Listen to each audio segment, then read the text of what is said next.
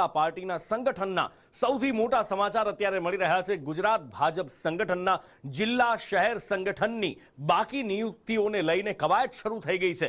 પ્રદેશ પ્રમુખ બાકી નિયુક્તિને લઈને કવાયત શરૂ કરી ચૂક્યા છે। તબક્કાવાર જિલ્લા અને શહેરનું માળખું તૈયાર કરાઈ રહ્યું છે। શહેર અને જિલ્લાની બાકી નિયુક્તિઓ ટૂંક સમયમાં જાહેર થશે। છેલ્લા એક અઠવાડિયાથી આ નિયુક્તિ અંગેની ચર્ચા થઈ રહી હતી અને હવે આખરે એ નિયુક્તિઓ શરૂ કરી દેવામાં આવી છે।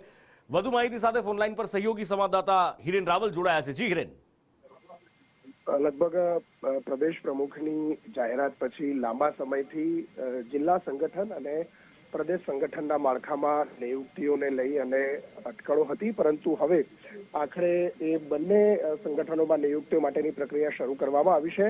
પ્રદેશ પ્રમુખ જગદીશ વિશ્વકર્મા અને સંગઠન મહામંત્રી રત્નાકરની અધ્યક્ષતામાં છેલ્લા એક અઠવાડિયાથી દરરોજ 1 થી 2 કે 3 જિલ્લાઓની બેઠકો યોજાય છે, જેમાં જિલ્લામાં સંગઠનની જે નામો નક્કી કરવાના છે પ્રમુખની સાથેની ટીમના, એ નામો નક્કી કરવા માટે સંકલને નક્કી કરેલા નામો અને એનું આખરીકરણ કરવા માટે ગાંધીનગર ખાતે આ બેઠકો દરરોજ યોજાઈ રહી છે।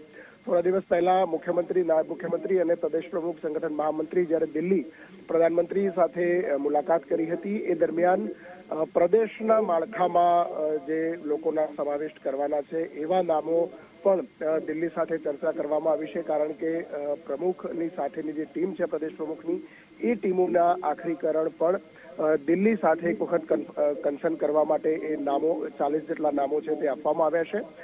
જિલ્લા સંગઠનની જે યાદી છે એ પ્રદેશ પ્રમુખની ટીમો નું કામગીરી પૂરી કરવામાં આવી છે। લગભગ 8 થી 10 જિલ્લાઓની કામગીરી પૂરી થઈ છે। બાકીના જિલ્લાઓ આ એક અઠવાડિયાની અંદર પૂરા કરવામાં આવશે અને ત્યાર પછી જિલ્લા પ્રમુખો પોતાની ટીમ જે છે એની જાહેરાત કરશે। દરેક મંડળમાંથી કાર્યકર્તા સચવાય એ પ્રકારે આ નિયુક્તિઓ કરવામાં આવશે। હિરેન, માહિતી બદલ આભાર।